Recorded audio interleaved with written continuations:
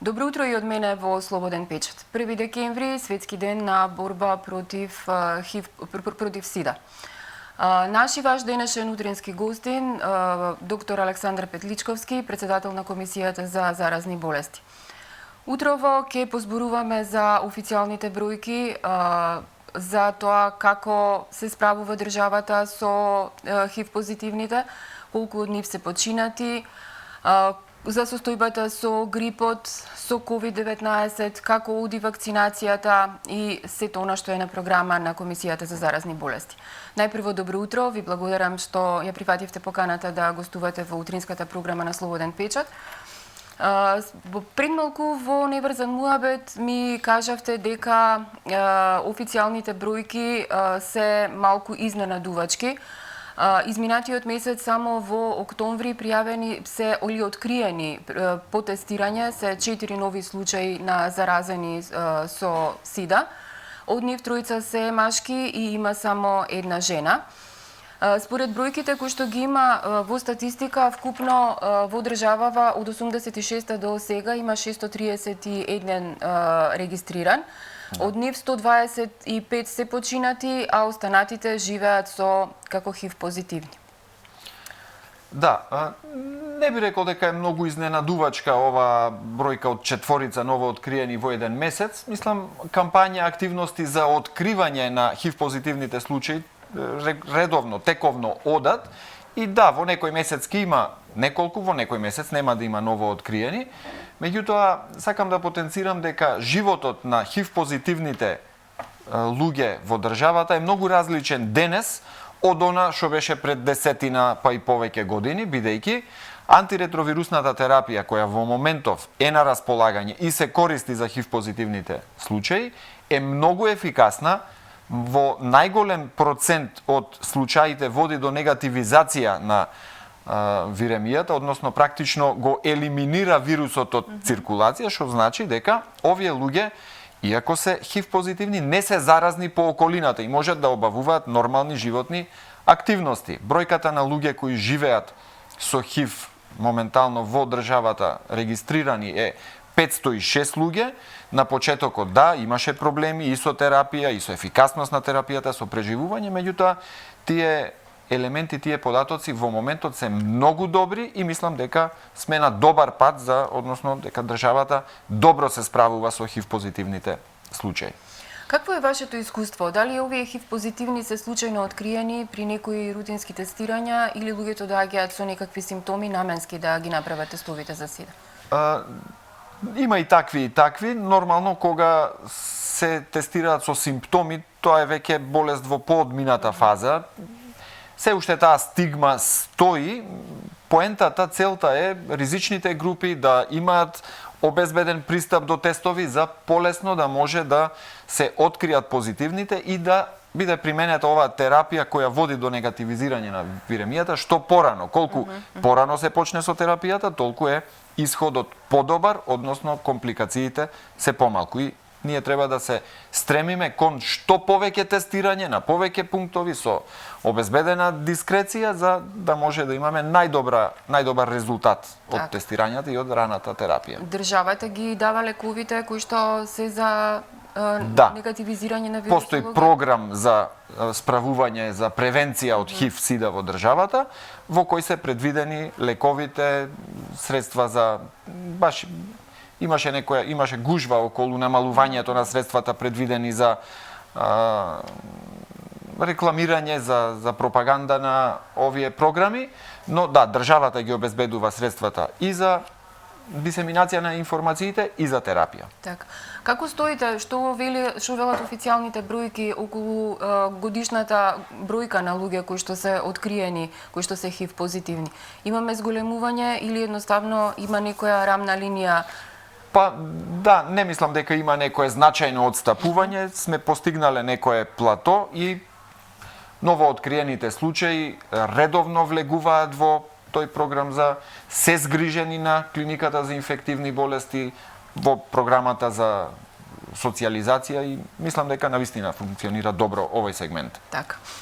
COVID-19, пандемијата официјално заврши, меѓутоа се уште е присутен вирусот, стана пандемски, како го велите веќе, ендемски, да. Ендемски. Она што се случува сега во моментот е официјалните бројки велат дека тоа се белодробни заболувања. Меѓутоа статистиката ги дели некако на заболување на ковид. Може ли да им кажеме на граѓаните кој подтип во моментов е присутен, кои се симптомите и како да прават разлика од сезонскиот грип? Да, во последниве месеци интересот за ковидот се намалува, бидејќи реално пациентите кои и ќе станат ковид позитивни ретко стигнуваат до болница со тешки симптоми, така што повеќе се насочуваат здравствените капацитети кон откривање, третирање на грипот, затоа што сега почнува сезоната на грипот. Од друга страна, еве и тестовите, ако пред едно 7-8 недели имавме процент на позитивитет на тестовите, бидејќи ако не се зборува многу за ковидот, тестирањата се достапни, приближно околу 500 теста неделно се прават и од нив во еден период пред околу 2 месеци околу 40 до 50% од испитаниците беа позитивни.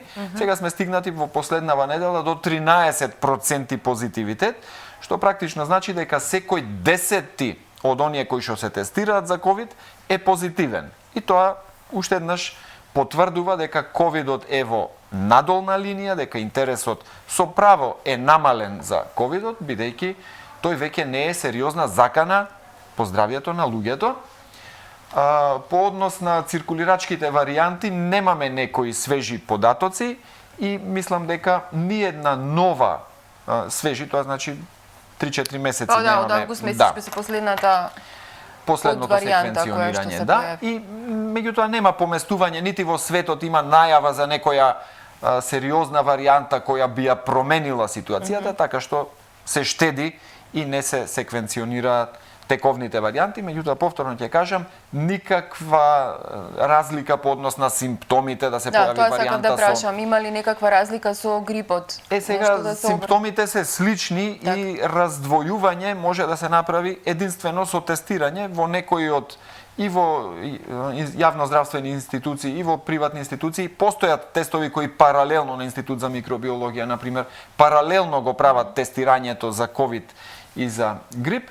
Меѓутоа, симптомите по симптоми само не може да се разликува дали станува збор за една или за друга инфекција и затоа се практично во иста група горно-респираторни инфекции. Околу вакцинацијата се уште трае против сезонски грип. Препорака до граѓаните, колку вакцинирани имаме во моментов, колку од која старосна група, дали се опфатени сите ризични групи?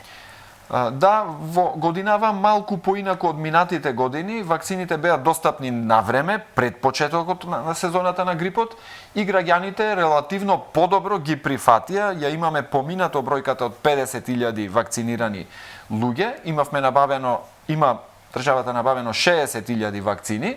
Нормално тоа е, ако има интерес, може да се набават дополнителни вакцини, но прифаќањето, опфатот е соодветен, да кажеме. Задоволни сме од прифаќањето на вакцината, бидејќи пред почетокот на сезоната, пред пикот на сезоната на грип, кој се очекува негде јануари, февруари, 7-8 недела од новата година, ние ќе имаме добро покриено население, особено за ризичните групи за кои што вакцините беа бесплатни.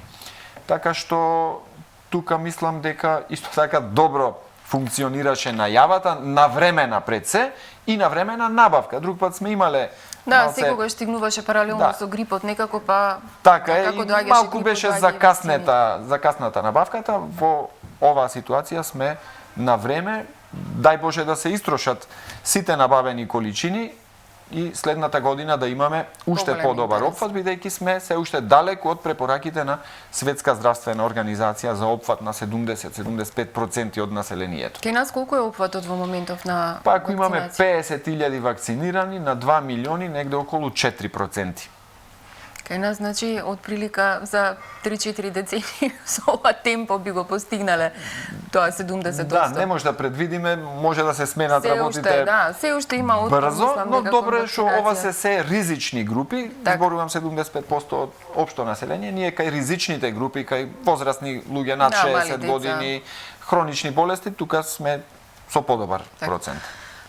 Има ли некакви истражувања, зборувам светски или евентуално овде кај нас, околу тоа до кога би наштитала вакцината против COVID-19 или едноставно се останува на имунитетот на човекот? Да, и вакцината придонесува за имунитетот. Има доста податоци кои зборуваат, го потврдуваат временскиот карактер на имунитетот остварен после вакцина, но и после прележување на болест. На почеток на вистина не се очекуваше посолиден имунитет, испадна дека инфекциите втора, трета, четврта се многу чести и имунитетот, сега улогата на имунитетот никако не може да кажеме дека нема значење прележувањето или вакцинацијата, бидејќи второто, третото, следните прележувања се со многу поблага форма. И овие бројки од последната недела, 6 хоспитализирани заради ковид, 3 од нив на кислородна поддршка, зборува дека имунитетот е на многу високо ниво, а тешко можеме да направиме сега разлика дали се должи на вакцинацијата или на прележувањето. Факт е дека и двата начини, прележување и имунизација, вакцинација, придонесоа денес ковидот да не биде сериозна болест. Но да, во светот се зборува дека вакцинацијата обезбедува имунитет неколку месеци и има препораки за ризични групи, кога ќе има сезона во која е поактивен ковидот, да се обновува вакцината, меѓутоа е далеку од препорака за сите граѓани тоа да биде редовна вакцина. Во моментот, мислам, нема такви препораки. Околу вакцинацијата, како стоиме кај вакцините кај децата? Бидејќи во принцип секогаш после нова година некоја мала епидемија, да кажам, на варичели се појавува. Каква е статистиката во тој дел? Пандемијата со ковид ни ги расипа и плановите, и ситуацијата, и статистиката, меѓутоа, како во последнава година состојбата се подобрува малку, значи мора да се вратиме на оние проценти не од пред пандемијата, туку од пред 10 години, кога луѓето, не со радост, меѓутоа лесно одеа на вакцинирање, имаме разни лажни вести кои го поматуваат ефектот на вакцинацијата, ги поврзуваат вакцините од овој редовниот програм, рутинската вакцинација со аутизам. За податоци за таква поврзаност или препораки за чекање да прозборело детето па МРП вакцината, тоа се тотално непрофесионални и не базирани на докази препораки. Со вакцинацијата станува подобро, меѓутоа имаме уште простор за подобрување, а тоа може само да го постигнеме со правилно информирање на луѓето. Значи, вакциналниот програм за редовна вакцинација на деца е одличен програм, многу добро потврден, кој може само да помогне во олеснување или елиминирање на компликации од заразните болести. Доктор Петличковски, од пред 2 недели од прилика по Белград, малтене по цела Србија, имаше епидемија на магарешка кашлица, црната кашлица, благодарение на тоа што не е навремено примена одредена доза на дитепер. И тоа беше епидемија буквално кај нив, преполни чекални, и тоа немаше возрастна група која што не беше зафатена. Некако се стиша, како што се појави, така и се стиша или едноставно медиумите прекинаа да пишуваат за тоа. Каква е состојбата кај нас со црната кашлица? Имаме ли ние такви податоци и колку се одбива таа вакцина кај нас? МРП-то веќе ја знаеме, сите ја поврзуваат со секако дека има податоци, на месечно ниво циркулира, се изготвува прво, па циркулирани сите фактори важни состојбата со различни заразни болести во државата. Не можам на памет да кажам, меѓутоа секако се работи за спорадични инцидентни случаи и нема секогаш кога ќе се појават макар два поврзани случаи од некоја некарактеристична Така. болест која долго време не се појавувала, има реакција соодветна и се бара изворот, се бара начин да се ограничи инфекцијата. Немам во моментот точна информација дека некаква воопшто активност по ова прашање има, меѓутоа знам дека сериозна состојба, односно проблем, Така, нема во моментот. И да, се следи состојбата и имаме од скоро време формирано еден центар за алармирање, за известување, кој собира податоци од терен и ги дистрибуира до Центар за јавно здравје, Институт за јавно здравје, од каде треба да произлези црпат тие податоци. активност, кампања и се што е потребно. Што работи во моментов Комисијата за заразни болести? Па најмногу ги следи препораките за вакцинации, за превентабилни болести, состојбата на терен и во моментов не сме имале, мислам, последниве денови не сме имале некоја дискусија сериозна за менување, например, на донесување на некои препораки надвор од стандардните. Сме фокусирани малце на ситуацијата со грип, на превенцијата, на вакцинацијата, евентуално терапија, обезбедување, ете тие се актуелните интереси на комисијата. На европско ниво Европска комисија во последниот извештај зборуваше за недостиг на одреден тип на антибиотици. Каква е тука нашата потреба и снабдувањето, бидејќи се случи во ковид пред крај некаде од клучните антибиотици кои што се даваа како зинат едноставно да ги нема, не поради тоа што немавме набавка, него немаше можност од каде да се набави, немаше активна материја. Како стоиме сега? Да, нема пријави за недостаток на некакви антибиотици. Имаше доста дискусии околу потребата од обезбедување терапија за ковид, меѓутоа некакви дози на лекови и за ковид и за грип има и тие се планираат за потешките случаи. Се разбира дека е добро да имаме пред време терапија обезбедена за евентуално проблематично сценарио, меѓутоа се работи за доста пари и тоа секогаш се сведува на парите. Ние немаме пари за да можеме да обезбедиме превентивно големи количини на различни лекови. Тука се и ретки болести, тука се имаме навистина многу потреби, а немаме толку пари да ги покриеме сите потреби и се прават така калкулации. Калкулации нормално, тоа што е момент. приоритетно, таму се насочуваат пари. Доктор Петличковски, ви благодарам многу за гостувањето во утринската програма на Слободен печат.